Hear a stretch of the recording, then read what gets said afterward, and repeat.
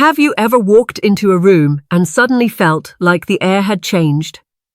Curious not because anything dramatic happened, but because something felt distant.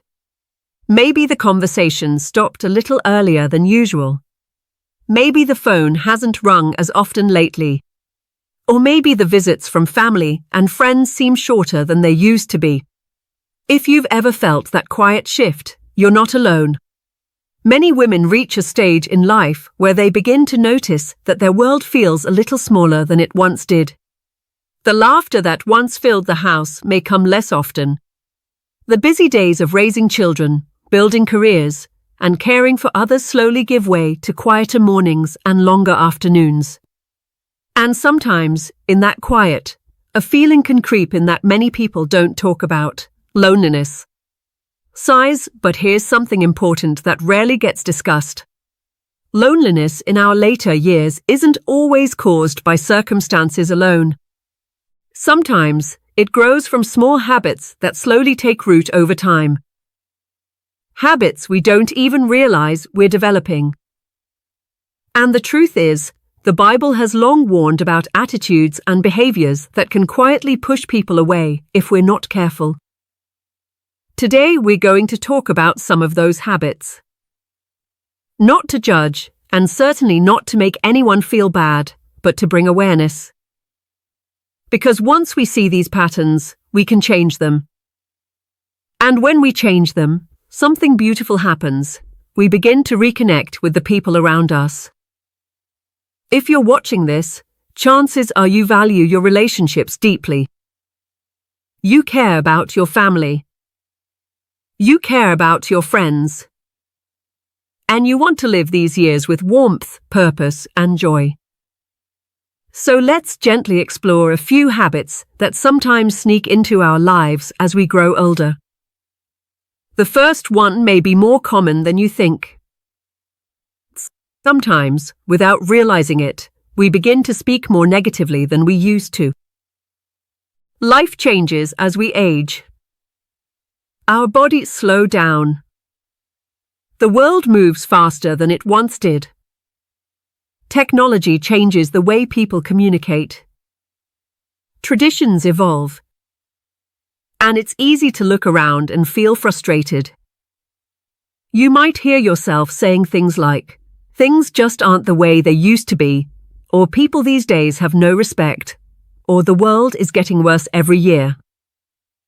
At first, those comments feel harmless.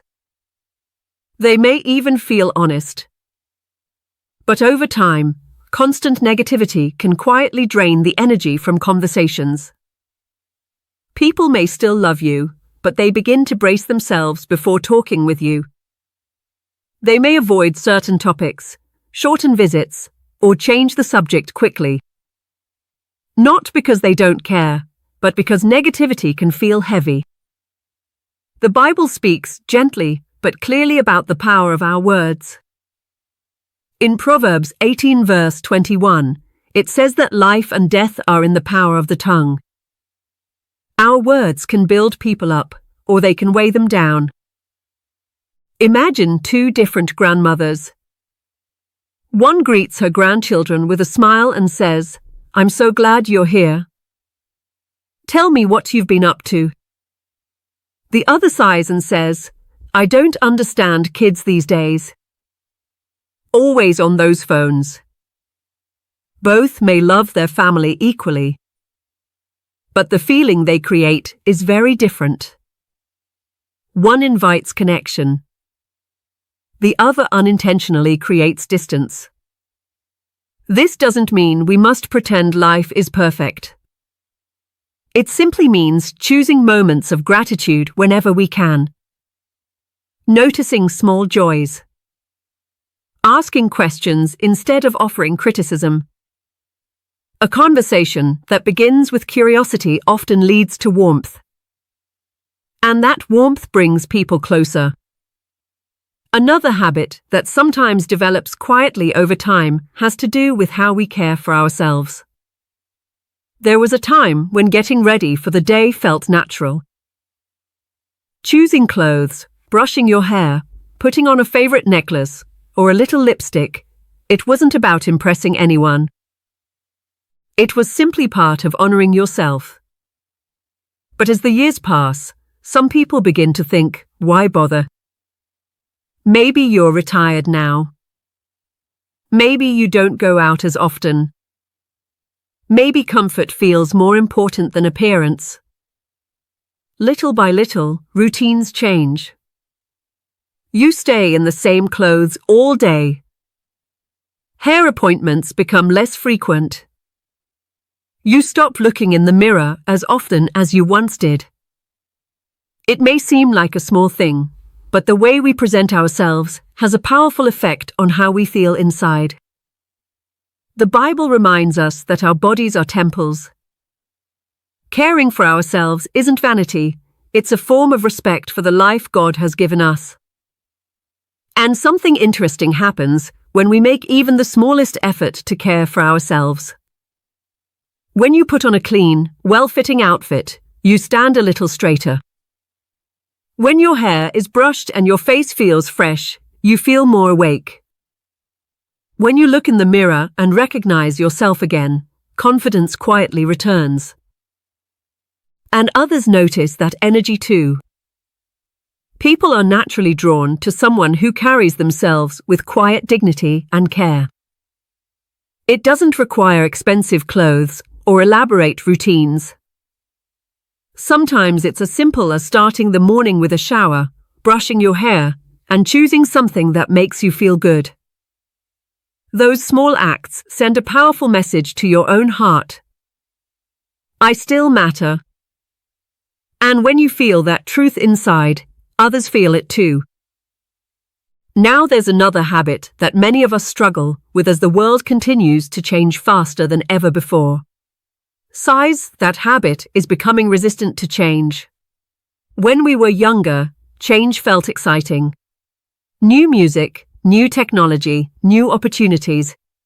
But as we grow older, change can feel exhausting. Suddenly there are new apps, new devices, new ways of communicating. Families send pictures through group messages. Grandchildren talk about online games and social media platforms we've never heard of. And it's tempting to simply say, I don't need to learn that. Many people decide they are too old to keep up. But here's something worth thinking about. When we resist change completely, we sometimes unintentionally close the door to connection. Thoughtful, imagine a grandmother whose grandchildren share photos and jokes in a family group chat every day.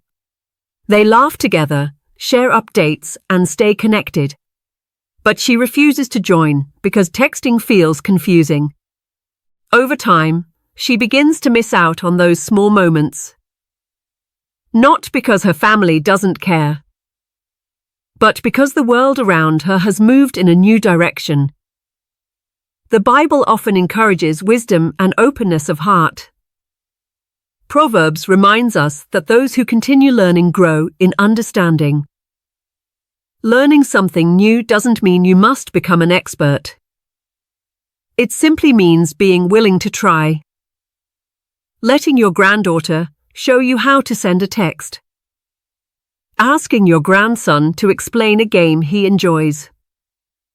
Watching a new kind of movie with an open mind. Those moments of curiosity do something wonderful. They tell the younger generation, your world matters to me. And that simple message builds bridges between generations. Connection grows wherever curiosity lives. As we continue this conversation, there's another habit that quietly affects many homes and hearts as the years go by, and it often begins with something that seems completely harmless at first. It usually starts with a simple thought, I might need this someday. Maybe it's a stack of old magazines you planned to read later. Maybe it's clothes you haven't worn in years, but can't quite part with. Maybe it's boxes of decorations, paperwork, kitchen items, or things that once belonged to someone you loved. Every item has a story. And because it has a story, it feels almost wrong to let it go. Before long, Drawers become full. Closets become crowded. Shelves begin to overflow. What once felt like a comfortable home slowly becomes filled with things that rarely get used. For many people, this habit grows quietly over the years without being noticed. But eventually it begins to affect daily life. Walking through the house becomes harder. Cleaning becomes exhausting. And perhaps most importantly, inviting people over starts to feel uncomfortable. You may begin thinking, I'll have them over once I get this place cleaned up. But that day keeps getting pushed further away. The Bible reminds us in Ecclesiastes that there is a time to gather and a time to let go. Letting go isn't about losing memories, it's about making space for new moments. Objects can hold meaning, but they should never hold us captive. Sometimes the most freeing thing we can do is start small. One drawer. One shelf. One small box. Ask yourself gently, do I truly need this? Does it bring joy to my life today? If the answer is no, it may be time to pass it on to someone who could use it. When we release things that no longer serve us, something beautiful happens. Our homes begin to feel lighter.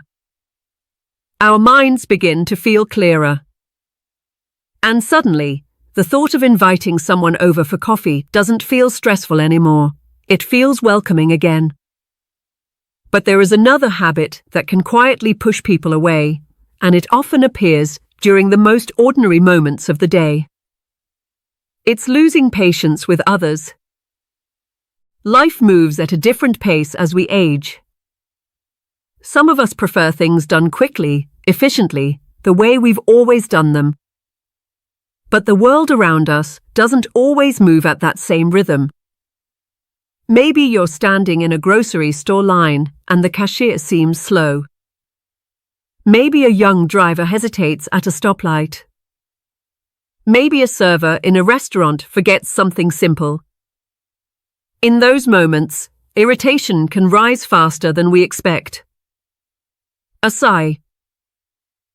A sharp comment. A look of frustration. It might last only a few seconds, but those small reactions can change the entire tone of an interaction. Imagine a young employee working their first job, nervous and trying their best. Sighs at a single impatient remark can make their whole day feel heavier. The Bible speaks often about patience. In Proverbs, we're reminded that a patient person shows great understanding, while quick anger reveals folly. Patience isn't just a gift to others, it's a gift to ourselves. When we pause before reacting, something shifts inside us. Stress fades. Compassion grows. We begin to see people not as obstacles, but as fellow travelers doing their best. Thoughtful, the slow driver might be someone's grandfather trying to stay independent. The confused cashier might be a student balancing school and work. The distracted waiter might be carrying burdens we cannot see. A deep breath can change everything. A smile can soften an entire moment. And sometimes, the simple words, "take your time," can mean more than we realize. Now there's another habit that often develops quietly, especially among those who have lived long and experienced much. It's talking more than listening. When you've lived for decades, you naturally have stories. Wisdom. Lessons learned through hardship and joy. Sharing those experiences can feel meaningful. But sometimes conversations become one-sided without us realizing it. You begin telling a story, then another, then offering advice before the other person has finished speaking. You jump in with your own experiences, eager to connect. Meanwhile, the other person slowly withdraws from the conversation. Not because your stories aren't valuable, but because they don't feel heard. Real connection requires space for both voices. The Bible reminds us in James 1 verse 19 to be quick to listen and slow to speak. Listening is one of the most powerful ways to show love. When someone feels heard, they feel respected. When they feel respected, they feel safe. And when they feel safe, they return again and again to that conversation. Imagine asking your granddaughter, "What was the best part of your day?" And instead of offering advice right away, simply listening. Imagine asking your neighbor about their week and letting them finish their thoughts before responding. Those moments of listening create warmth that no story or lecture ever could. Sometimes the greatest wisdom we can offer isn't a speech, it's our attention. But there's another habit that can be even more isolating than talking too much, and it often hides behind something that seems admirable at first. Independence. Many women who are watching this video have spent their entire lives taking care of others. You raised children. You supported family members. You solved problems and carried responsibilities without asking for help. Being strong became part of your identity. So when someone offers assistance, the instinctive answer is often, "No, I'm fine." Even when you're struggling with something heavy. Even when a task feels harder than it used to. You refuse help because you don't want to be a burden. But here's something gentle and important to remember. Allowing someone to help you is not weakness. It is connection. When someone holds a door, carries a bag, or offers to drive you somewhere, they're not just performing a task. They're expressing care. And when we repeatedly refuse that care, people eventually stop offering. Not out of indifference, but out of respect for the boundary we've created. The Bible reminds us that we are meant to support one another. In Galatians, we're encouraged to carry each other's burdens.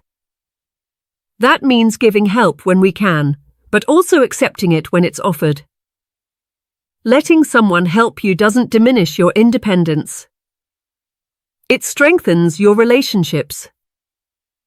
Imagine a moment when someone offers to carry a grocery bag and you simply smile and say, "Thank you, that would be lovely."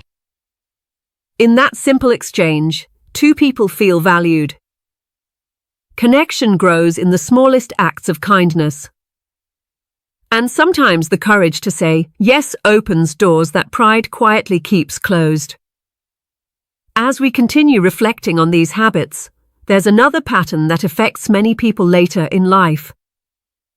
It has to do with money, security, and something we often believe is responsible, but can quietly steal joy if we're not careful. Saving money.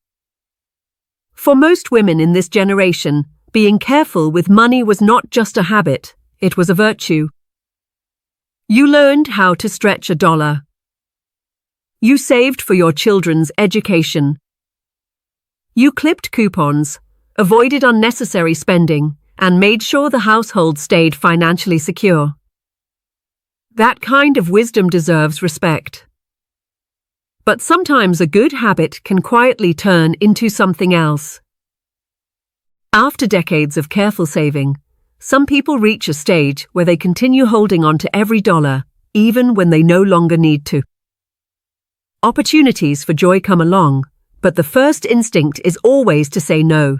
A friend invites you to lunch, and you think restaurants are too expensive. Your daughter suggests a short weekend trip, and you answer, travel costs too much. Someone mentions a hobby class or community event, and you respond, I don't want to spend money on something unnecessary. Over time, life begins to revolve around protecting savings instead of enjoying the life those savings were meant to support. The Bible often speaks about wise stewardship, but it also reminds us that life itself is a gift to be enjoyed. Ecclesiastes says there is nothing better than to find joy in the work of our hands and in the blessings we have been given. Money was never meant to sit quietly in a bank account while our days pass by unnoticed. Experiences, laughter, shared meals, and small adventures create memories that stay with us far longer than the numbers in an account. Imagine accepting that invitation to lunch. Sitting with a friend, talking about life, laughing about old stories, enjoying a warm meal. Those moments nourish the heart. And the heart needs nourishment just as much as the body. Sometimes the most responsible thing we can do is allow ourselves to enjoy the fruits of the life we worked so hard to build. Another habit that can quietly create distance in relationships has to do with how we speak about younger generations. Many people find themselves saying things like, "Kids these days have it too easy," or "Back in my day we had real discipline," or "This generation spends too much time on those phones." Those thoughts may come from a place of nostalgia or concern. But when younger people hear those words again and again, they often feel judged or dismissed. Imagine a grandson excitedly telling his grandmother about a game he loves playing with friends online. He explains how they build teams, solve challenges, and communicate together. But before he finishes, she sighs and says, "In my day we went outside and played real games." In that moment, the conversation stops. The grandson may still love his grandmother deeply, but he begins sharing less of his world with her. The truth is that every generation grows up in a different world. The challenges you faced growing up were different from the ones young people face today. Technology has changed communication, education, and even friendships. Instead of criticizing those changes, curiosity can build bridges where criticism builds walls. The next time a younger person talks about something unfamiliar, an app, a trend, a hobby, try asking, "Tell me more about that." That simple sentence can open a door. Suddenly, the younger person feels respected. They feel interesting. They feel valued. And something beautiful happens in that moment. Instead of feeling like two generations standing on opposite sides, you begin sharing a conversation in the middle. Connection grows when respect flows both ways. But there is another habit that can weigh heavily on the heart for years if we're not careful. Holding on to resentment and regret. Life is long, and along the way most of us experience hurt. A broken friendship. A family misunderstanding. Words spoken in anger that were never fully healed. Sometimes those memories linger quietly in the background of our thoughts. A name comes to mind and the old pain returns. A situation from years ago still feels unfinished. A regret about something we wish we had done differently begins replaying again and again. At first, it may seem like simply remembering the past. Sighs, but when resentment stays in the heart for too long, it becomes a heavy burden. The Bible speaks often about forgiveness, not because others always deserve it, but because we deserve freedom from carrying that pain forever. Forgiveness does not mean pretending something never happened. It means choosing not to let that moment define the rest of your life. When we hold on to bitterness, it slowly hardens the heart. Conversations become guarded. Relationships feel strained. And sometimes people sense that weight even if they don't know the story behind it. But when we begin letting go, even little by little, the heart becomes lighter. Exhales, some people find peace by writing their feelings down in a letter they never send. Others find comfort in prayer, asking God to soften the pain and help them release it. What matters most is the decision to move forward instead of staying tied to yesterday's wounds. Because the years ahead deserve a heart that feels free. Now there is one final habit that many people overlook completely, even though it affects every part of life. Ignoring health problems. It's surprisingly common for people to brush off small symptoms. A little dizziness here. A bit of fatigue there. Maybe a pain that seems to come and go. You tell yourself it's just part of getting older. So you wait.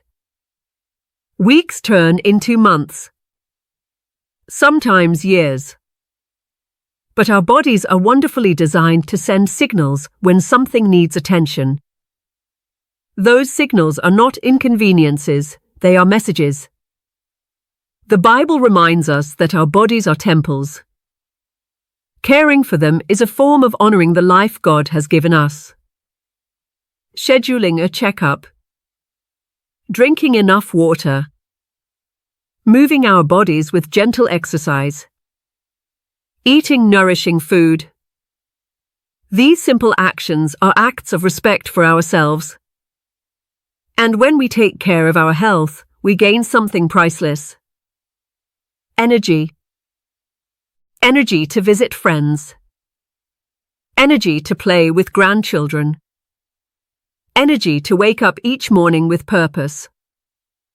When the body feels supported, the spirit often feels stronger too.